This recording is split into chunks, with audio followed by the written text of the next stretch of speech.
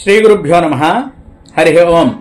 ఇప్పుడు మనం చెప్పుకోబోయేటువంటి అంశం ఏమిటి అంటే అండి, వినాయక నవరాత్రులలో చవితికి మనం 21 రకాల పత్రులు ఏవి పూజ చెయ్యాలి, చేయడం వల్ల ఫలితం ఏమిటి, అవి ఎలా ఉంటాయి అనేది చాలా మందికి తెలియదండి. ముఖ్యంగా చాలా ఇబ్బంది పడుతూ ఉంటారు. దానివల్ల ఏవి పడితే అవి మనం పూజ చేసేస్తూ ఉంటాం.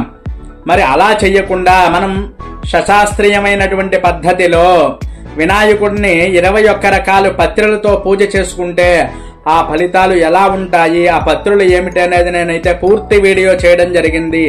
అందరూ నేను చెప్పినటువంటి ఆ పత్రులు తెచ్చుకుని, లేదా మీకు దొరికిన వాటిల్లో, అంటే మనం మార్కెట్కి వెళ్తాం, ఏదో పత్రులు ఇచ్చేస్తాడు, అవన్నీ పూజ చేయడం వల్ల మనకి ఏమైనా ఉపయోగం అంటే ఏమీ ఉపయోగం లేదండి. గమనించి అందరూ కూడా అందుల్లో 21 రకాల్లో అన్నీ దొరకకపోతే ఏవైతే శాస్త్రపరంగా ఉన్నాయో అవి మాత్రమే మనం పూజ చేసుకోవాలి. అందువల్లే మనకి చాలా మందికి తెలియక చేస్తున్నారు. కాబట్టి ఇది అందరికీ తెలియాలి అనేటువంటి ఉద్దేశంతో నేనైతే ఈ వీడియో చేయడం జరిగింది.